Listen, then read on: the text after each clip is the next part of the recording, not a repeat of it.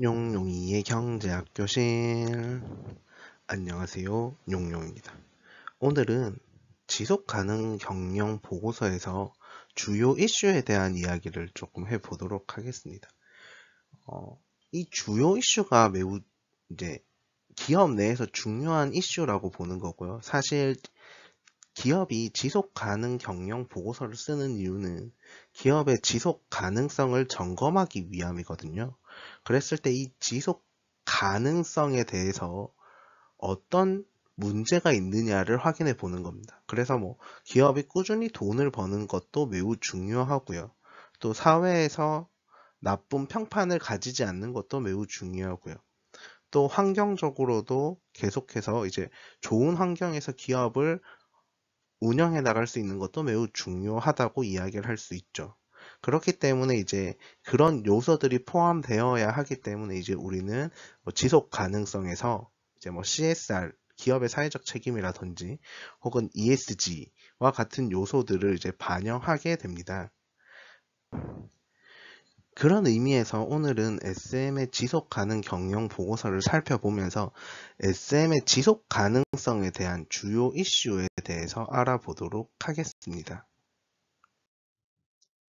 우선 주요 이슈를 확인하기 위해서는 이제 지속 가능 경영 보고서를 보면 되는데 주로 중대성 평가라는 것을 하게 됩니다. 그래서 기업에게 얼마나 중대한 일이 있는가에 대한 일들을 확인하는 작업인데요.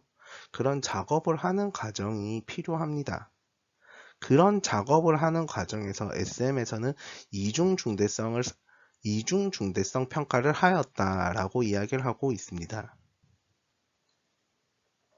그래서 우리가 이중 중대성 평가가 무엇인지부터 알아봐야 하는데요. 이제 과거에는 기업이 재무적인 요소를 매우 중요하게 여겼습니다. 그래서 이제 우리가 투자를 하는 과정에서도 이제 재무적 요소를 매우 중요하게 봤었고요. 그래서 이 재무적 중요성을 매우 중요하게 판단하였습니다. 그런데 이제 최근에 보면 뭐 파리 협약이라든지 혹은 뭐 도쿄 의정서라든지 그런 내용들을 보면 이제 이 사회와 환경이 기업의 재무에 미치는 영향들이 많아지고 있거든요.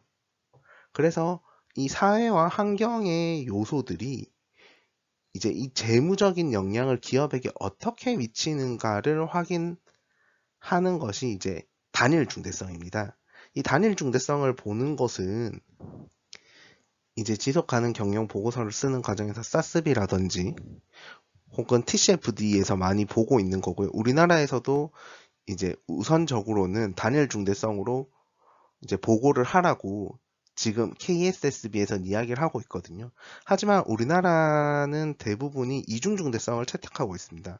왜냐하면 우리나라에서는 지속 가능 경영 보고서를 쓰는 과정에서 GRI 가이드라인을 제일 많이 참고하게 됐었고요. 이 GRI 가이드라인은 아무래도 이제 이, 이 재무적 중대성보다는 기업이 사회와 환경에 사회 환경적인 적으로 어떠한 중요성을 미치느냐, 어떠한 영향을 미치느냐에 좀 더 많은 관심을 가졌습니다. 그래서 기업이 사회 혹은 환경에 어떤 사회 환경적인 중요성이 있느냐, 어떤 임팩트를 미치고 있느냐를 많이 관심을 가지게 되었습니다. 그래서 GRI를 보다 보니까 자연스럽게 이중 중대성으로 이제 중, 중대성 평가를 하고 있는 경향이 많습니다.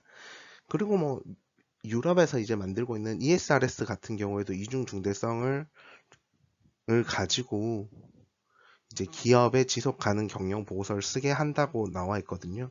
그래서 아무래도 EU에 진출해야 되는 기업들은 다 이중 중대성 평가를 해야 된다라고 보시면 되고요.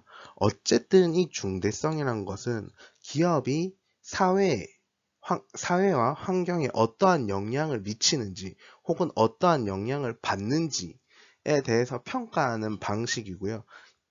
이러한 평가 요소를 통해서 SM에서는 지속 가능 경영 보고서에서 기업의 중대성을 평가하게 됩니다. 그랬을 때 SM에서는 이제 5가지의 절차를 통해서 중대성 평가를 하게 되는데요. 처음에는 뭐 미디어나 법, 제도, 동종업계 벤치마킹, 뭐 각종 이제 이니셔티브의 자료를 분석해서 23개의 잠재 이슈 풀을 구성하고요. 이 23개 중에서 이해관계자 설문을 통해서 7개를 확정하게 됩니다. 이 7개 중에서 다시 이제 사회 환경 평가를 하고요. 재무 영향 평가를 실시해서 이제 점수를 매기게 되죠. 이 점수를 매기고 나서 이제 최종 순위가 나오게 되는데요. 아래에 보시면 아래 표에서 이제 ESG에 맞춰서 E에서는 2개, S에서는 3개, G에서는 2가지 해서 총 7가지가 어떻게 선별되었는지를 확인할 수 있습니다. 그래서 환경 요소에서는 뭐 폐기물 발생 관리, 환경을 고려한 제품 및 서비스, S 부분에서는 인권 및 노동권 보장, 컨텐츠 수준 향상 및 경쟁력 강화, 일하기 좋은 일터, G에서는 윤리 및 준법 경영, 공정거래 및 지식 재산 보호, 이렇게 해서 총 7가지 중대 이슈가 나오게 되고요. 사실 이 7가지에 대해서 이제 어떻게 우리는 잘하고 있습니다. 이 7가지에 대해서 이제 기업의 리스크는 어떻게 됩니다. 혹은 이제 기회는 어떻게 됩니다라고 보고하는 것이 지속 가능 경영 보고서에서 핵심이라고 볼 수 있고요. 우리가 앞에서 봤던 기업 이제 SM의 환경 경영은 어떤지, S 분야는 어떤지, G 분야는 어떤지 했던 이야기도 사실은 다 이 7가지에 대한 이야기라고 보실 수 있습니다. 그래서 보면 이제 이 7가지에 대해서 이제 리스크와 오퍼튜니티에 대한 이야기를 하게 됩니다. 그래서 이제 이 7가지가 모두 리스크와 오퍼튜니티를 가지고 있거든요. 그래서 기업의 위험이 될 수도 있고요. 기업에게 있어 기회가 될 수도 있다라는 것을 이야기하는 거고요. 그래서 이 7가지에 대해서 리스크를 최대한 줄이고 기회를 최대한 이제 확대해서 기업의 가치를 향상시키는 것을 목표로 이제 SM은 지속 가능성을 살펴본다라고 이야기를 할 수 있는 거고요. 그 지속 가능성을 살펴보는 것이 바로 지속 가능 경영 보고서에서 해야 하는 일이다라고 이야기를 할 수 있습니다. 그래서 결국 이 7가지를 어떻게 선별하느냐가 매우 중요하고요. 이 7가지에 대해서 어떻게 기업이 인지하고 있느냐도 매우 중요한 이야기고요. 이 7가지를 선별하는 과정에서 이제 이중 중대성을 사용하였다라고 이야기를 하는 것이고요. 그래서 결과적으로 보면요, 이제 이 7가지에 대해서 점수를 매기게 됩니다. 그래서 과거에는 지속 가능한 주주가치 제고가 매우 중요했었는데 이제는 일하기 좋은 일터가 중요하게 되었고요. 인권 경영 실천이 또 더 중요한 요소가 되었고요. 그래서 이 7가지 혹은 작년에는 6가지가 나와 있는데요. 작년 거와 비교했을 때 순위가 바뀌기도 했었고 새로운 게 나오기도 하고 이제 기존에 있던 내용이 없어지기도 합니다. 이런 과정을 통해서 이제 매년 SM에서는 우리의 지속 가능성에 어떤 문제가 있는지를 점검하고 있다라고 이야기를 할 수 있는 부분이고요. 이런 요소들을 확인하면서 이제 엔터 업계가 우리 사회에 미치는 영향, 혹은 우리 사회가 엔터 업계에 미치는 영향이 조금씩 변화하고 있다는 사실도 눈으로 확인할 수 있는 부분이고요. 이 업계의 변화라는 것 자체가 이제 사회 환경의 요소에 어떻게 미치는지를 볼 수도 있는 부분이라고 생각을 하고 있습니다. 그래서 이러한 이제 기업의 중대성, 지속 가능성, 기업의 장기적인 이제 지속 가능성에 이제 위협이 되거나 혹은 이제 기회가 될 수 있는 요소들을 잘 분석하는 것이 매우 중요하고요.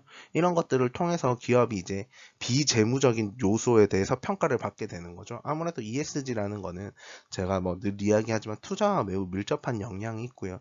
투자를 하는 과정에서 재무적 요소만을 따지는 것이 아니라 비재무적 요소를 따져야 된다라는 걸 이야기하는 거고요. 그럼 그 비재무적 요소에 어떤 것이 있냐라고 한다면 이제 기업에서 각기 다르게 중대성 평가를 하게 되고요. 그 중대성 평가를 하게 된 내용에 따라서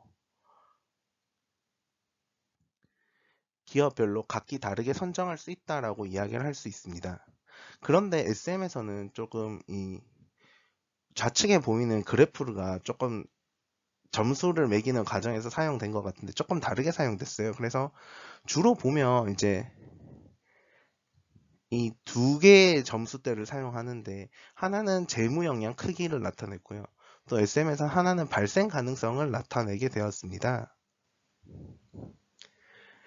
그런데 이 발생 가능성을 넣는 부분이 저는 조금 의아하다고 생각을 하게 됐었고요. 아무래도 이중 중대성 평가를 하다 보니까 하나는 재무적 영향도, 그리고 이제 가로축은 사회 환경적 영향도를 넣는 경우가 많은데 SM에서는 실제 발생 가능성을 넣었다는 부분에서 조금 다르게 접근한 것이 아닌가라고 생각을 하기도 하고요.